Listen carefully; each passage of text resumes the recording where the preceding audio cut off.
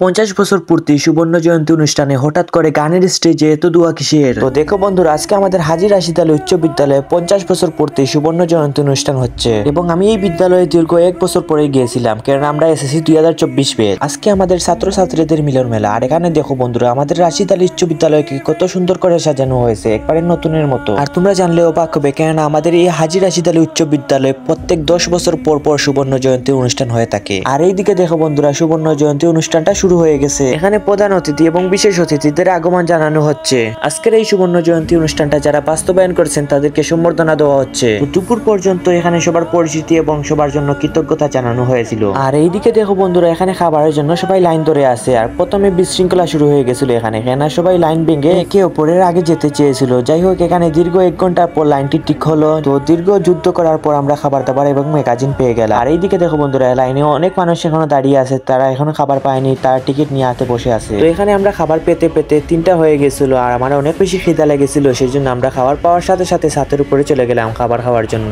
আর এইদিকে দেখো বন্ধুরা, একটা বিরিয়ানিতে পর্যাপ্ত পরিমাণের বিরিয়ানি ছিল। একটা বিরিয়ানি হয়তো 2 জনে খেতে পারবে, এরকম কোয়ান্টিটি দেওয়া ছিল একটা বিরিয়ানিতে। আর এখানে প্রত্যেকটি বিরিয়ানিতে প্রচুর পরিমাণের মাংস ছিল, আর এই মাংসগুলো মুরগির মাংস। আর তোমরা তো জানোই আমার গরুর মাংস থেকে মুরগির মাংস অনেক বেশি ভালো লাগে। আর এইদিকে দেখো বন্ধুরা, এখানে যে আমরা ম্যাগাজিনটা পেয়েছিলাম, আর এখানে ম্যাগাজিনে কিন্তু অনেকের ফটো দেওয়া আছে যারা রেজিস্ট্রেশন করেছিল। তো এখানে তোমাদের ভাইয়েরও ফটো দেওয়া আছে। আর এখানে ফটোর সাথে সাথে আরেকটা জিনিস দেওয়া আছে যেটা আমার কাছে একদমই ভালো লাগেনি, এটা না দিলেই হতো। আর এই ম্যাগাজিন যারা যারা পেয়েছে তারাই জানো এটা কি। আর এইদিকে দেখো বন্ধুরা, আমরা চলে এসেছি ফটো সেশনে। আর এখানে ফটো সেশন কিন্তু খুবই সুন্দর করে সাজানো হয়েছে। তো ফটো সেশনে আমরা ফটো বা ভিডিও তুলে আমরা চলে এসেছিলাম স্টেজে, কেননা এখানে সুবর্ণ জয়ন্তী অনুষ্ঠানের 50টি গিফটের অ্যানাউন্স ঘোষণা দেওয়া হবে। এখানে প্রথম পুরস্কার আছে মোটরসাইকেল, দ্বিতীয় পুরস্কার একটা ফ্রিজ, তৃতীয় পুরস্কার একটা বাইসাইকেল। আর চতুর্থ থেকে 50 পর্যন্ত নিচের পুরস্কারগুলো হলো মোবাইল, টিফিন, চায়ের ফ্লাগ সহ অন্যান্য জিনিসগুলো। তো এখানে আমরা অনেক রিস্ক নিয়ে বসে আছি কখন আমাদের নামটা বাঁচবে। এখানে আমার বন্ধু সাইফ এবং রেজা খুবই আশা নিয়ে বসেছিল তারা একটা পুরস্কার জিতবে। দুঃখের বিষয় হচ্ছে আমাদের বন্ধুদের মধ্যে কারোর একটি লটারি বাজেনি। তো এখানে আমাদের আর্টসের বন্ধু নাবিল দ্বিতীয় পুরস্কারটা জিতে গেছিল, আর দ্বিতীয় পুরস্কার হিসেবে ছিল একটি ফ্রিজ। তো যাই হোক, এখানে পুরস্কার বিতরণের পর নৃত্য পরিবেশনা শুরু হয়ে গেছিল। এখানে নৃত্য পরিবেশনা করছিল আমাদের হাজী রাশিদ আলী উচ্চ বিদ্যালয়ের স্কাউটের ছোট বোনেরা। তো তাদের নৃত্য পরিবেশনা অনেক বেশি সুন্দর ছিল। তো তাদের নৃত্যর পর এখানে গান বাজনা শুরু হয়ে গেছিল। তো এখানে একে একে অনেক শিল্পীরা গান গাচ্ছিল। তো তাদের গানগুলো অনেক বেশি উপভোগ করছিলাম আমরা। আর এখানে অনেক বড় বড় ব্র্যান্ডের গায়ক গায়িকারা ছিল, তার মধ্যে অন্যতম হচ্ছে তাসরিফ খানের টিম। আর এইদিকে দেখো বন্ধুরা, স্টেজে গান চলছে, আর আমরা তাসরিফ খানকে এগিয়ে নিয়ে আসলাম স্কুলের একটি রুমে। আর এখানে সবার সাথে ফটোশুট হচ্ছিল। আর এইদিকে দেখো বন্ধুরা, তোমাদের ভালোবাসার ভাইও তাসরিফ খানের সাথে ফটো নিয়ে নিল। এখানে তাসরিফ খান ভাইয়ের সাথে